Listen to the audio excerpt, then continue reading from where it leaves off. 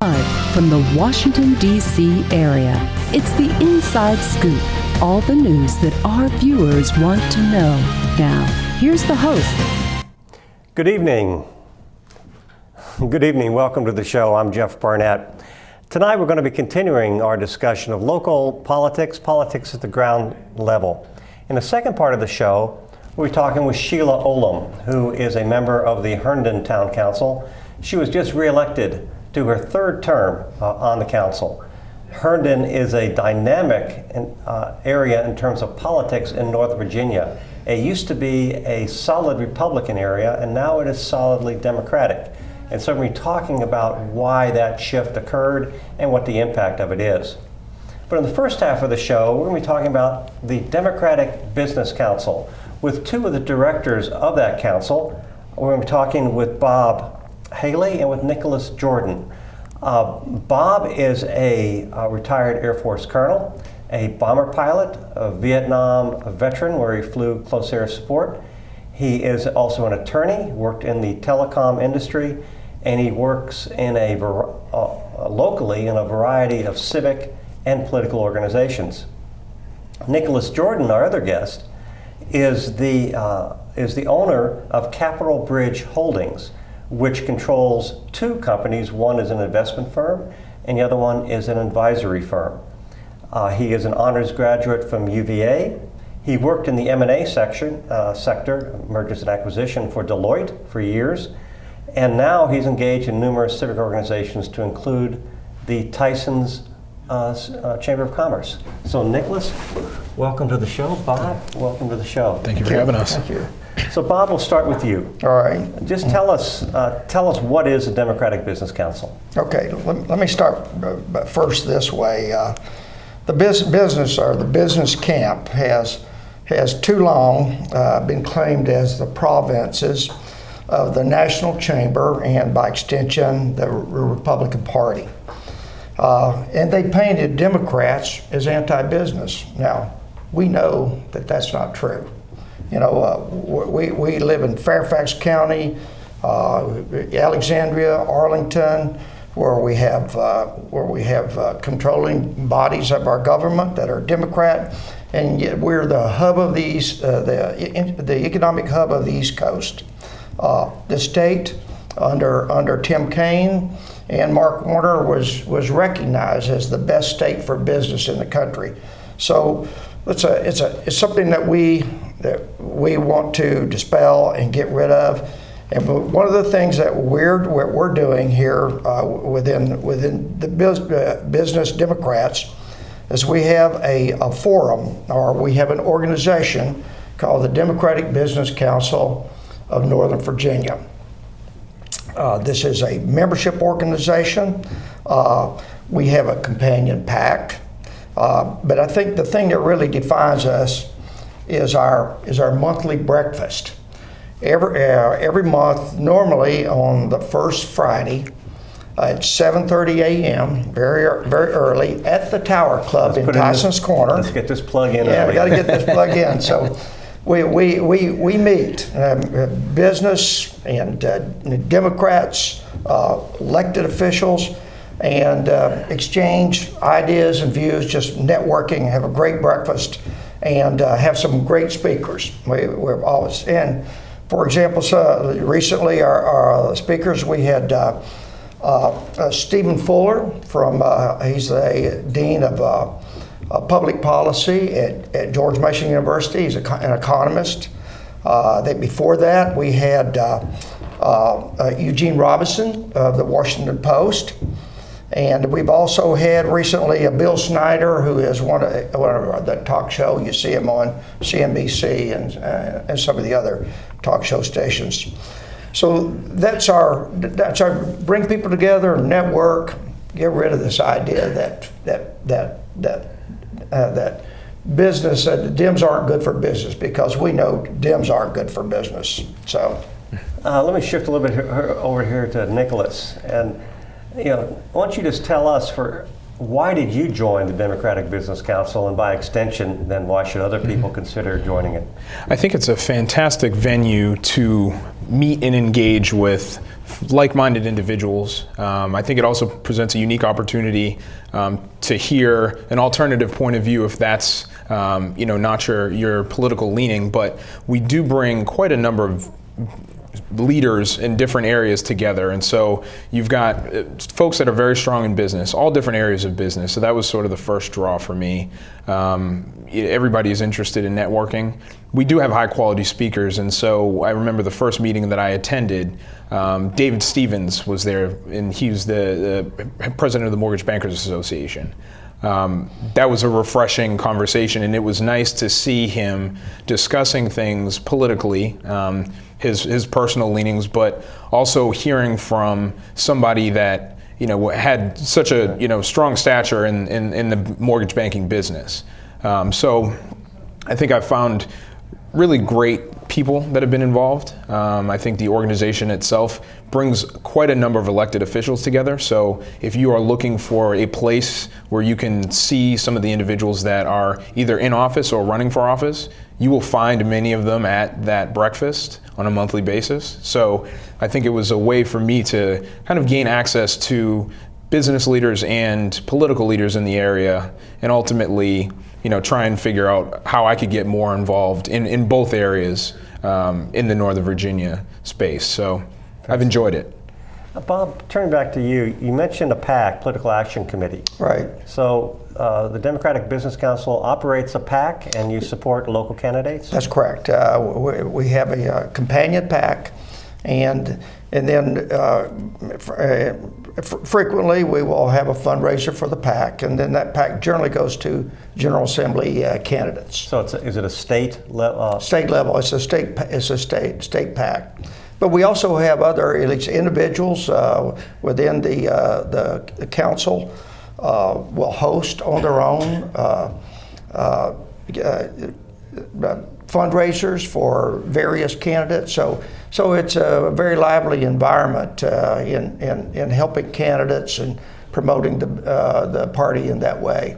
And so these 7:30 meetings at the Tower Club, how many people usually turn up? Well, we could have anywhere from probably 35 to 50, 60 people, something like that. Okay. It's generally a very good turnout and in a lively event.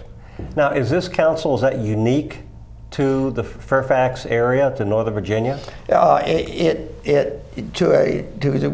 the great extent it is, and that just gets us into one of the initiatives that we have within the Business Council. About a year and a half ago, we had talks with the DNC, the Democratic National Committee. They liked what we were doing here, and they asked us if we would package what we do and make it a model that could be laid down in other locations, both in Virginia and also outside Virginia.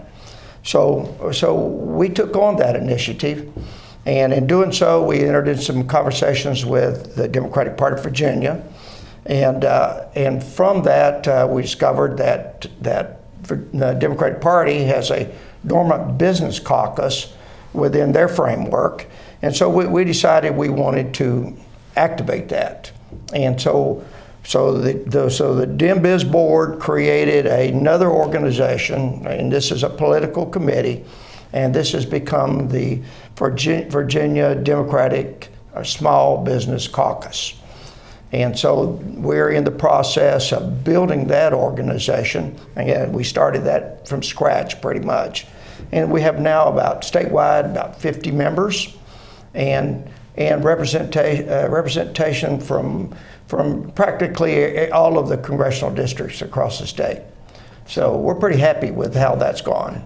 So what are some of the cities that are looking at building a parallel organization? Now, we've had a lot of interest from all the big municipalities from across the state, but we actually, if you go to svdembiz.org, you'll find that Shenandoah Valley has a and they're the first.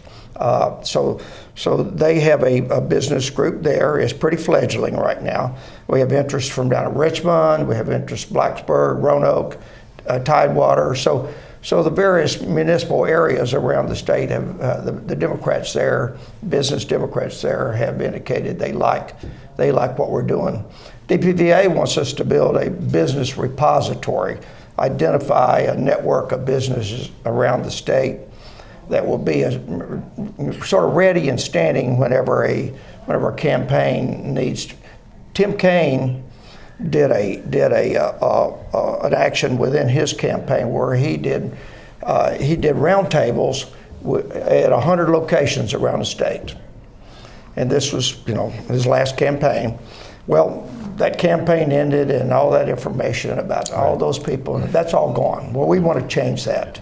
We want all that, to bring all that into the business caucus, so that we can support new campaigns, so we can support DPVA and provide that kind of outreach arm for the Democratic Party in Virginia. When you're talking about the entrepreneurial Virginian these days, you really can't have much of a conversation without talking about Terry McAuliffe. That's right. Without talking about Mark. Well, right? you talk to Ralph Northam and get him to talking about the business side of his practice that he does. He's got a business practice that's got 30, 40 employees that's working for him, and in a doctor's practice. So he's another person who's very, very much up on business issues. Before we get about a minute before we break, Nicholas, you talked about the mortgage banker who talked to your group. Democratic mortgage bankers. That almost sounds like an oxymoron. Can you talk about, without any real personal specifics, but kind of some of the key thoughts that you took away from that conversation? Well, I think one thing that was interesting was how active he was at one point in time. I think there were some stories that I will leave in the room, but he shared some very interesting stories of just some of the things that he had done politically, and he was active. I think when we think about staying involved and being involved in politics as a whole, as a business leader, I think it's important to stay engaged. And what I took away from his discussion was that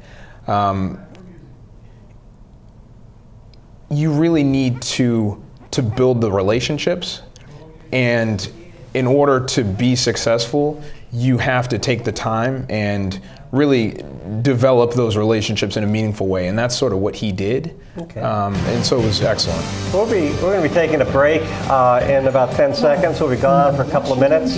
When we come back, we're going to talk to Nicholas more about the Small Business Financing Commission and how the Democrats are heavily involved in promoting small business. We're back to the Inside Scoop. Here again, your host. I helped turn my child's public school into a whole new kind of school. One with a curriculum that really motivates kids. One that has extended hours, 6 days a week, year-round. With loads of academic, cultural, and recreational activities. One that has support services like medical and dental right there. A school where parents' involvement is encouraged. Where teachers have more time to teach. And students are excited about learning. There's just one problem. My child doesn't ever want to come home. You can help turn your school into a community school for excellence. Find out how. Call 1-877-LOVE-TO-LEARN. It's coming. Right to your neighborhood. And when it does, you may be surprised. It's your Social Security statement of your benefits, and it's going to help you plan your financial future. Your benefit statement will tell you how much Social Security you're eligible to receive and when you'll get it. Then you'll know how much you need to save for retirement, because that's coming too. The future is in your hands. Choose to save. The toxic fumes from this meth lab are seeping into Jamie's sinus cavity.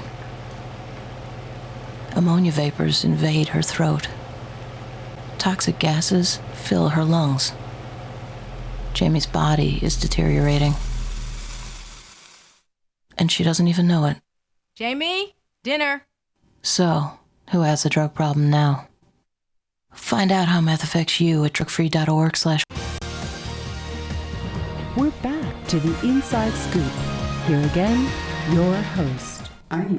Welcome back. I'm Jeff Barnett, and this is the Inside Scoop. And we're getting the Inside Scoop on the Democratic Business Council from Bob Haley and from Nicholas Jordan. And we're going to be talking with Nicholas now about the Small Business Financing Authority. So I want you to just kind of give us kind of the overview as to what that is. Well, the Small Business Financing Authority is one of the state's economic development arms. And so they work in conjunction with banks and other lenders to help. This is a Virginia state. This is a Virginia state initiative, and they work to provide a backstop and support small businesses and provide them with access to capital. So they have quite a few different loan programs. So you'll find traditional kind of micro lending programs for small businesses that are just getting off the ground. You have loan guarantee programs for individuals that might be on the cusp of qualifying for bank financing. And so usually what happens is small businesses don't have enough collateral to put up. So, in some cases you can't put up your home or other assets in your business. So lenders will look at that credit profile less favorably, and so the financing authority may come in and provide some additional support in those categories, and to really just help you help the bank get over the line and get proper financing. Where does the financing authority get its money, and how much money does it have? So the money is appropriated from the state. There's, I think, about $20 million in funds for loan guarantees. They've got a few $1 million for some of their other smaller programs, the micro lending programs, and some of the other smaller bonding programs. But overall, that money is been mostly provided from the state. Now, we've just gone through an economic crisis. What's the default rate like on this program? These, because they don't work, they don't typically lend directly. The rates would mirror those of traditional banks, so we work in conjunction with traditional banks. So you would, if you were interested in working with the financing authority, what would happen typically is you'd find yourself at a bank and moving through some sort of transaction, and the bank may call up, or if ideally we'd like to have our business owners call up and be more proactive, but they would sort of meet in the middle, and they would work to get a transaction accomplished. So the folks that are qualifying for this financing, typically they're being screened by the banks, and so they're usually pretty qualified businesses. I think the economic times are very difficult, so certainly not a sure thing, but I think the businesses that we choose to work with and provide liquidity to are usually pretty strong. I think if you qualify for bank financing, typically your business is in a place of at least some sort of some financial health, and so I think that these are lower risk sorts of transactions, and I think everybody in the Commonwealth would be pleased at the work that's being done there. Well, let me just kind of pull the string. I mean, is this $20 million, I guess, a year or is it a stable fund that is replenished, or what are we talking about here? It's a series of funds, and so I think that overall as an institution, very conservative, and so you will find oftentimes, as you do in the bank financing these days, anybody that spends time in that space sort of knows how difficult it can be to get some of these deals done. So I think they're very conservative in their lending practices as a whole. They just want to make sure that they do their proper due diligence and that the companies are qualified and strong. But I think that overall the practices are fairly conservative. So the image that I'm kind of getting here is that if I wanted to start up a barber shop, I might go to my local bank and see if I can get a loan, and the bank may say, well, Jeff, we'd like to, but there's just a little bit more risk here than we're willing to take. So we're going to, we suggest that you approach the Virginia Small Business Financing Authority and get them to take just a little bit of this risk off of us, and then we'll qualify you. Is that what we're talking about? Typically, that's probably still a little bit earlier stage. I think what a situation that I could see in that specific case might work. Somebody may qualify if you've opened a barbershop, you have been operating it for maybe 2 to 3 years, and you are interested in making some upgrades. So maybe you want to buy some new chairs, you're expanding, you're growing. I think that then you may come and say, I'd like to take out a micro loan for, maybe $20,000, $30,000, $40,000. And that liquidity and that capital could be used to finance improvements within your operation. But the financing authority is not really going to be both the first lender that you would go to. I think you probably have to have some sort of track record of performance over a number of years. But it's also not the lender of last resort either. So you often find companies that are, sometimes fall into dire circumstances, and they're looking for somebody to give them a loan. Just enough, usually cash, to keep the lights on and to satisfy whatever obligations they have.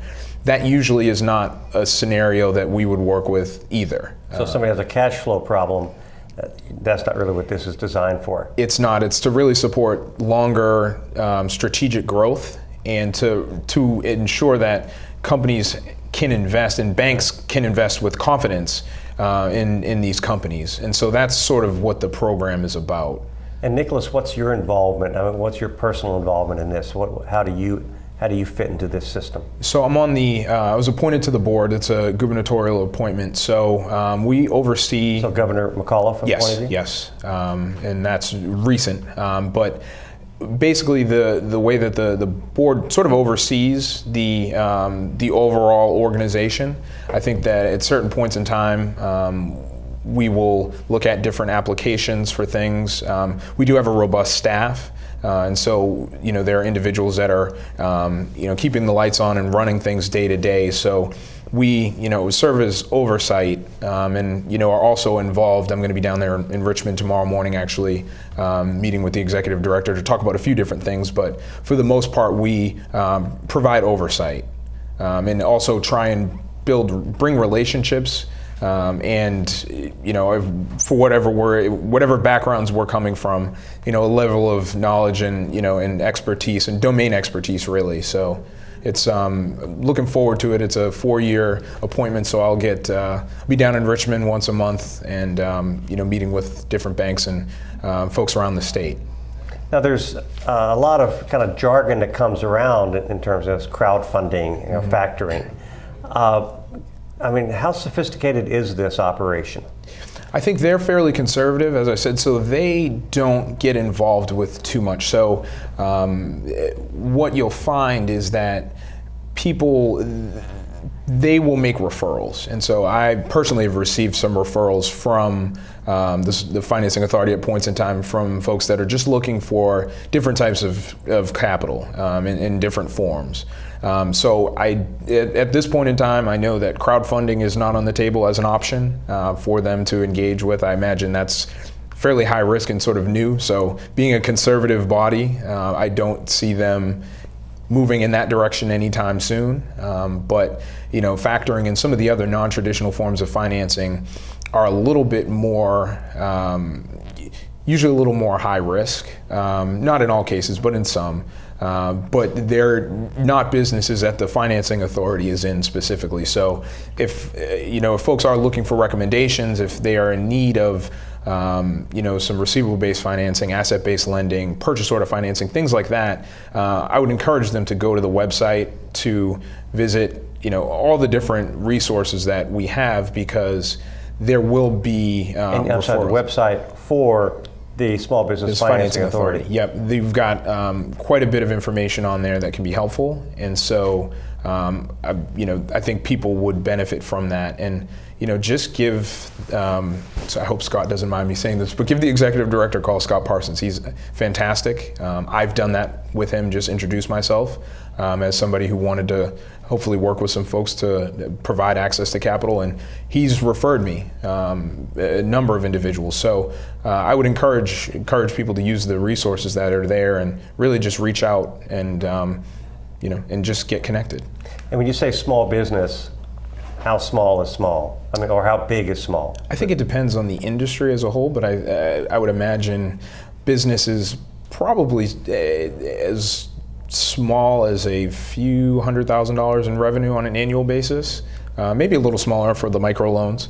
But I think as large as 20, 30, 40 million, depending on what business you're in and what activities you take part in on a daily basis. I think it varies. The offerings are fairly broad, but you reach a certain size threshold and you're able to work with banks and other types of capital providers in a more strategic way. Okay. So we got about a couple of minutes before the break, but venture capital. Mm-hmm. Can you we got to take a minute and just kind of give us a sense, what is the venture capital state in Northern Virginia right now? Is this a healthy venture capital climate, or is it on the downside? What's going on? I think it is. I think Washington is an interesting place from a venture capital standpoint. I think it differs. It's got a different climate than Silicon Valley and the Silicon Alley, which is now New York.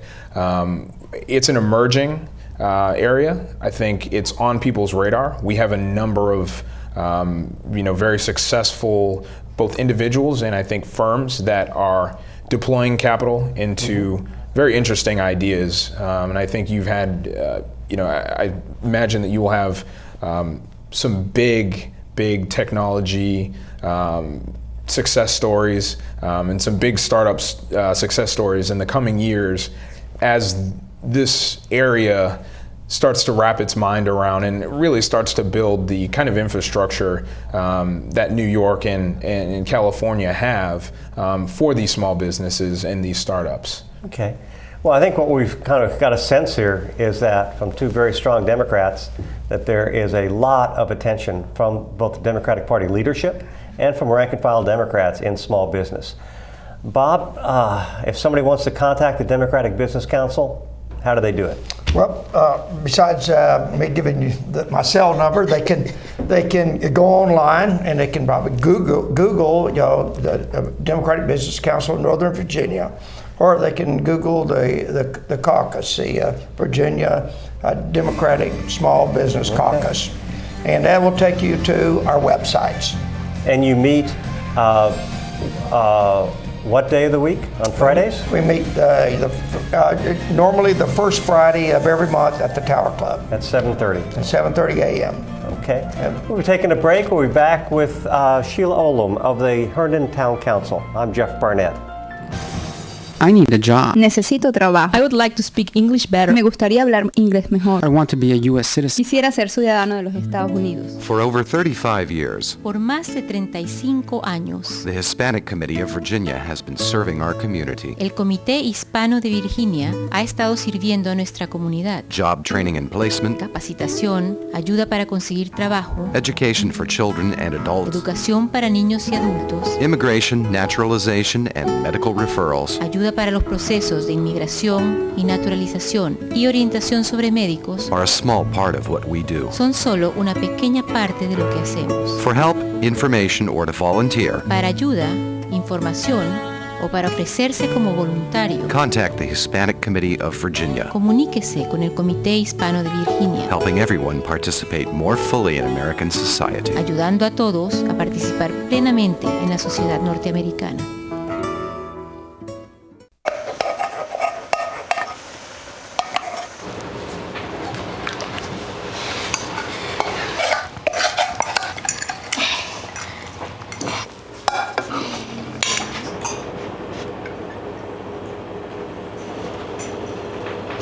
Hey, Lena, where's yours?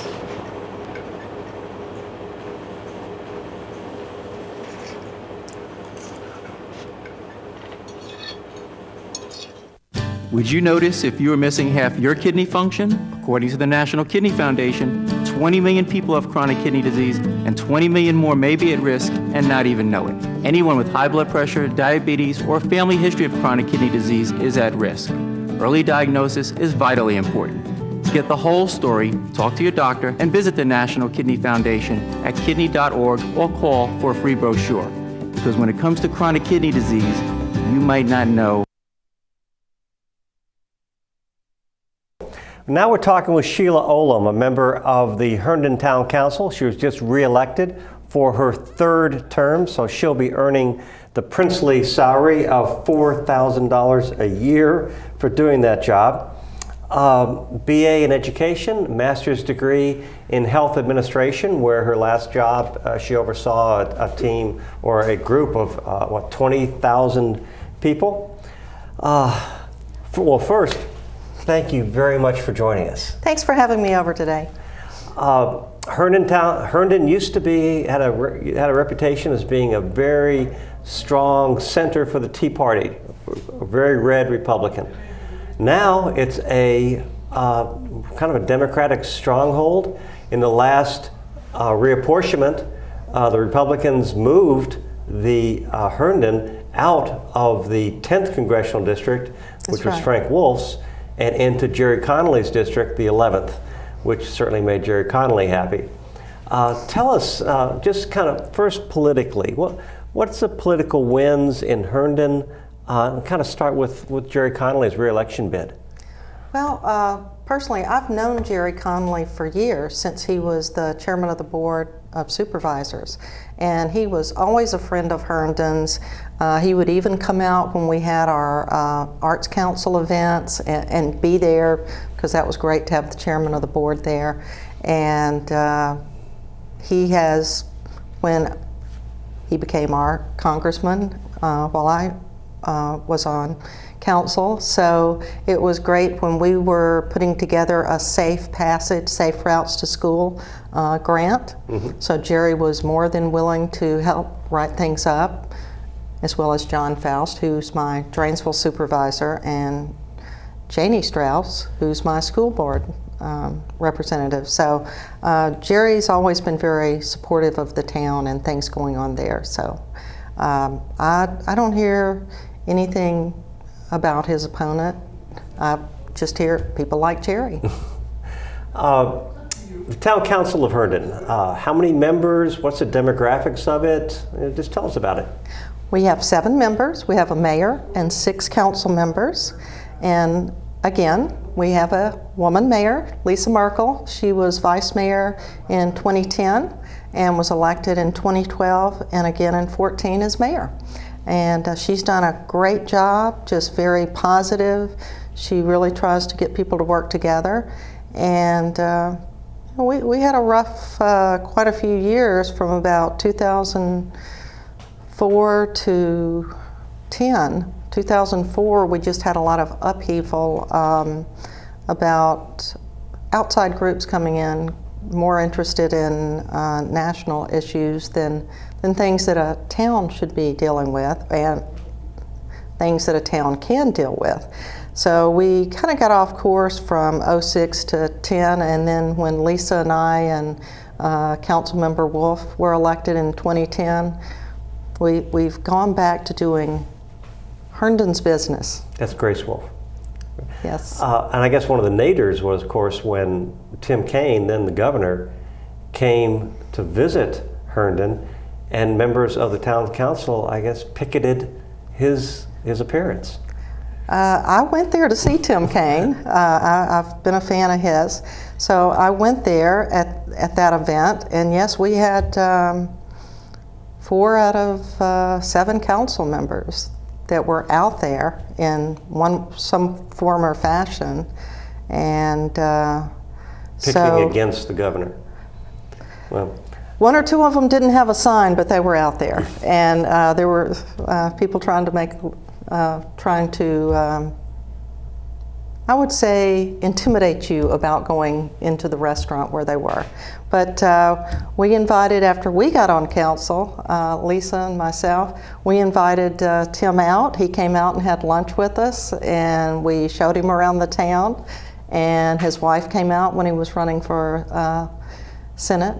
And I think he will continue to be a friend of Herndon's if we need to call on him. But we had him right back at Jimmy's where the protest was, and we brought the old newspaper.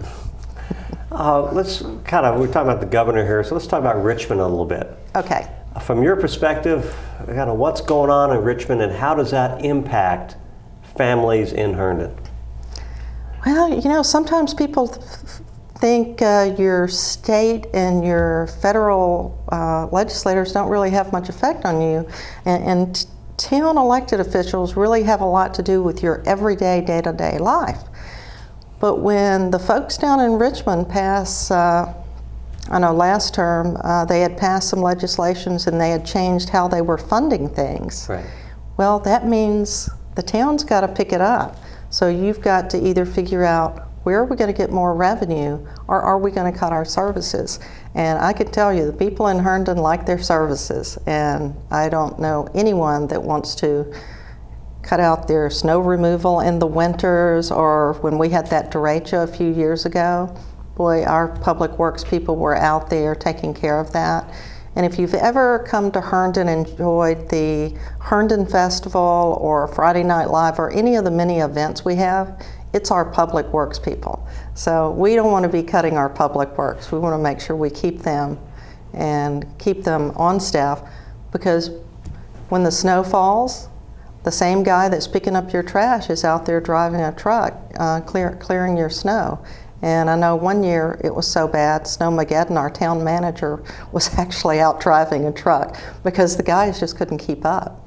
So public works funding, cuts at Richmond are directly impacting the quality of life in Herndon? Is that what you're saying? If we didn't have such a good finance department, yes, that would be. But we have been able to continue to offer the services and try to cut where we can, but not cut back on services. I know before I got on council, there were quite a few things that were cut, and including things at our recreation center. People were not happy. I mean, you need to look at that. And it's very easy to say, let's just cut our budget back to nothing. But there was talk, previous council, about eliminating our police department and just using Fairfax County. And our citizens like that 5 to 7 minute response time. Right. Yeah. And you have a female police chief, right? We have a great police chief that we snagged from Fairfax County. Mackie was a captain with Fairfax County, and she's been with us right at a little over 2 years, and she's just done an awesome job. She knew many of our officers because of her work in Fairfax County, and she has transitioned very well and has just been doing a great job so far. Yeah, I was looking at her bio. She worked 4 years undercover in narcotics. I can't imagine what kind of a quality of life you can have when you put that kind of dedication into your job. Well, I can tell you, we've every municipality is going to have some citizens that just kind of like to make a little trouble, and if they feel like they've got the council on their side, they will bully the police. Well, we've got a new council, and the police do their job, we do our job, and she doesn't take anything from anyone. And I wouldn't want to take her on. She's probably about my height, so she's not a huge woman, but she's very confident and capable of doing her job. We were talking earlier on the economic climate. Yes. The economic climate has been turbulent. Is probably even a weak way or charitable way to put it. Tax rates. What's going on in Herndon? What can people expect? Well, fortunately, we've got a good ratio of residents to businesses. We do have a meals tax, which we started quite a few years ago, which we did increase, and that money is going directly for helping us put in a parking garage in the future, and also for doing some advertising for our restaurants. We do a restaurant guide. We've got a website and a place for them. It's called Dine On, and so we really are supportive of our restaurants, but with so many people coming into the town, we needed to diversify. And instead of going up on the citizens' rates, that's where the meal tax really did help the town of Herndon out. And you said a parking garage. Is that metro related, or is that downtown or business district related? That's actually downtown related. The town does not own any land where the metro will be touching down. But in the downtown, for years, whenever we've wanted to redevelop, the big issue is where do you park? And there's not enough parking. You can't go down that deep in the town just because of the geology. And so there will need to be a parking garage with shared parking, because to put anything else in there, and we do want other things in there, the restaurants would love for us to have a hotel and quite a few other businesses in, because that keeps them busy as well, and we want to keep them there. We had a building that the owners had originally built this building and put the wall right up to the edge of the property, which meant they didn't get any windows. And when we completed our downtown master plan, there was going to be a walkway there. So the new owner came to us and wanted to know if they could put windows in.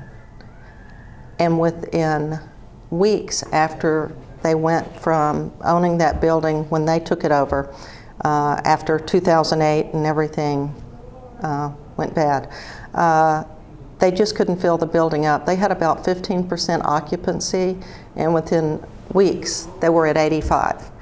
The nail shop I go to had already seen an increase in business from the people that were in the building, as had the restaurant. So we need to keep those buildings full that are in the downtown and add some new ones. How much does a parking garage cost? I mean, you know, we always talk about there should be more parking, we got to do this and that. I mean, if a small town, you know, what, 24,000 people, Herndon, wants to build a parking garage, I mean, what does a parking garage cost? A few million. I mean, it isn't cheap. I think the going rate's about $60 a parking spot, but you've got to front all that up front. Yeah. So it's not cheap. So we do have a plan, and we've got our money that we're socking away for that fund. Well, we'll be back. We're going to take a break in less than a minute, and we're going to come back and talk with Sheila Olem, a member of the Town Council of Herndon, about what's going on in Herndon in terms of growth, in terms of metro. Herndon is, as I said, 24,000 people. It's named after a sea captain who actually went down with a ship. I'm not sure if that's I guess there's some admirable things there to name a town after, but it's now 36% white. It's majority minority. And as I said before, you have a female mayor and a female police chief. So I'm Jeff Barnett. We're talking with Sheila Olem, and we'll be back in about 2 minutes. Stay with us. Thank you. Saving for retirement might be easy for some folk, but for others, it might take a little more work. And for those who haven't started, there are still things you can do to catch up. Oh, that is good news. Like getting out from underneath past debt. And don't get wrapped up with high-interest credit cards. Get you some eyes. Be diversified with your investments. Don't put all your eggs in one basket. Your financial goals are not out of reach. The choice is clear. For a happy ending, choose to save. Everyone with alcohol and drug addiction is in the same boat.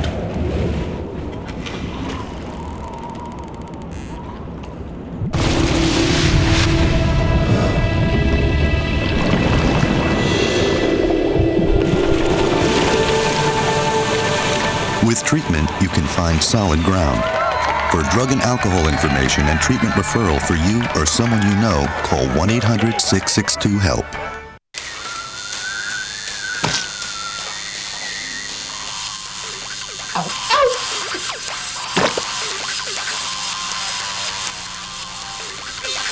Dude, are you sure you want this tattoo? Because just do it.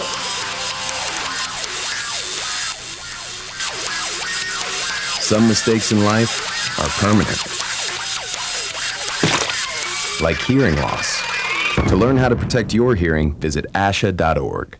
You've probably heard about heart disease, but did you know that it's the #1 killer of women nationwide? Heart disease claims more lives each year than breast cancer, lung cancer, or strokes combined. But there are steps you can take to protect yourself against it. For more information on how you can prevent heart disease, contact your local American Heart Association or visit their website at www.americanheart.org. We're back to the Inside Scoop. Here again, your host. Welcome back. I'm Jeff Barnett. I'm talking with Sheila Olem, a member of the HerndonTown Council, about what's going on in Herndon in terms of both politics and in policy. One little question came up as we were just sitting here during the break about the meals tax, and it occurred to us that sometimes the meals tax is charged as being a detriment to the restaurant industry. So Sheila, when you guys brought in your meals tax, how did that affect the restaurant industry in Herndon? Well, you're always going to have, there were individual restaurant owners that did not want to have this happen. They felt like it would run business off. But most of our, we originally had the meals tax before I was on the town council. And I continued to patronize the restaurants even when the meals tax went in. And I'm very diligent in making sure that I tip the appropriate percentage, because that's where the restaurant staff seem to take the biggest hit. If someone went to a restaurant and they normally spent a total of $10 and the tax came in, then they were losing it on their tip. So I've been very conscious of that, as have quite a few of my other friends, especially friends who either waited during their high school or college days or have children that have done that. They understand those tips mean how they're going to make a living. Right. Let's shift here a little bit and just kind of be very informal. And just tell us, instead of my kind of asking about specific things, turn it over to you. Why don't you just tell us some of the neat things that you think that you've done on the Herndon Town Council that people need to know about and that gives you a charge? Okay. Well, Herndon's a great place. I chose to move in the town knowing that I would pay more taxes in 1990, and so I've been there 24 years. And we enjoy in 4.2 square miles 11 parks, and that includes a dog park and a natural park on top of the sporting parks. And for 25 years, we've been a tree city. I've got my little tree city thing on. And to be a tree city, you have to have either a committee or a department on forestry. Well, we have a town forester and have had for 25 years. You have to hold an Arbor Day foundation, and you have to have some policies about your trees. So we've done that. The little town of Herndon's done that for 25 years. And when we came into office, we saw that a lot of town stuff had been ignored. For years, we had tried to rezone the downtown, and as a citizen, I remember going to meeting after meeting over all those 20 years prior to being on the council. But we actually passed a rezoning for the downtown, and we have rezoned the land that the town owns so that it is zoned how we want it. So if a developer comes to us and says, this is what we want to build, we can say, look, we've already got the zoning down for you, so you don't have to go through those hoops, which is where people lost their shirts because they put these elaborate plans together and previous councils turned them down. We've also put together a pattern book, so you can just kind of look. This is what we want our downtown to look like. This is the quality of the materials that we want in the buildings that go in our downtown. We actually do have some new development going in as I speak on Center Street. We have a single home development that will be going in right across the street from downtown. Right on Center Street. Right on Center Street. Oh, you may have seen the dirt moving. And as we're planning for the Silver Line, we've been working on sidewalks for pedestrians and bicycle access. And a couple of years ago, we got our first bike lane in the town of Herndon, I'm proud to say. Years ago, a previous Fairfax County Drainesville supervisor did put a bike lane on Drainesville, but the minute you got to the town part of Drainesville Road, that was it. So now we've got Drainesville inside the town. And you chair the bicycle and pedestrian committee, don't you? Yes, and when I became the chair, I found out that for 6 or 8 months prior to my being elected, we had bike racks sitting in storage. Previous council was trying to eliminate people parking their bikes, and we dusted those things off and got the new bike racks out. We now have picnic tables on our Old Town Hall green, which is the small green right on Eldon Street, and some umbrellas, and that's kind of added a little excitement, especially for people on the W&OD trail or the folks that work downtown. They can go out and sit at the picnic tables or go out there and have a meeting, have a coffee. And we've added quite a few new businesses downtown, kind of fun businesses. There's a bridal shop, Sorelli, and we have the Green Lizard, which was at the opening at the Silver Line over at Wheeling. Green Lizard. The Green Lizard. It's a bike coffee shop. It's great. So it's right downtown across the street from the W&OD trail, and a place called the Hot Spot with infrared light sauna. I mean, so we're getting some neat little businesses in there and seeing a little action. And let's see, this is really exciting. We've been working on this for a while. We are about to be the first place where the W&OD trail is actually lit. The lights are almost finished. They're all in place, and that took some negotiating. The head of our Parks and Recreation was real integral in working that out with the Park Authority, because they're very funny about that. They're very protective of the W&OD trail. So if you're going through downtown Herndon, especially in the summer, you're going to Friday Night Live or the festival or just taking a walk to the Dairy Queen, then you can use the W&OD trail and you don't have to get out on the street. Who pays for that lights? I mean, how's all that work? That must be an expense by itself. Right. Well, we thought with the metro coming, we do want people to get out of their cars, and we do want people to feel safe. Well, in the summer, you might want to go downtown Herndon, but maybe if you're, 1 or 2 people, you might think, gee, I don't want to go down there, and the W&OD trail is closed at dark. So by our lighting it till about 10 at night, that way it'll give people light to get at least back to their neighborhoods. It will only be from where Ferndale is, which is where our recreation center is, through the downtown to where Van Buren is, which is, you may know where our post office is. So that's a nice little strip, and a lot of people can access that from other points. Okay. You mentioned Metro, so let's get to that. Yes. Metro is not what's opening on Saturday is not going to get to Herndon. It's only going as far as Reston, but so you're in phase 2. So what's the timing on that? We've got about 4 more years, but the planning, since I've been on council, we have been working on it.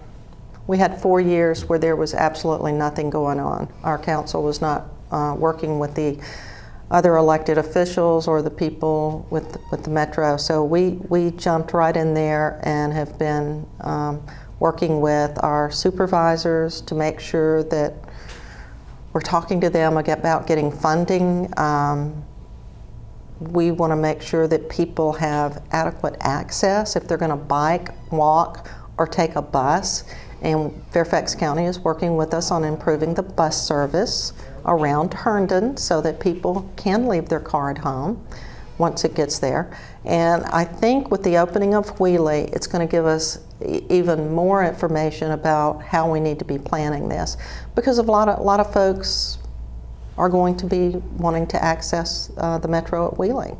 So the county's going to be working out those kinks, and then I think we're going to they're going to learn a lot of lessons, and we'll find out what we need as well.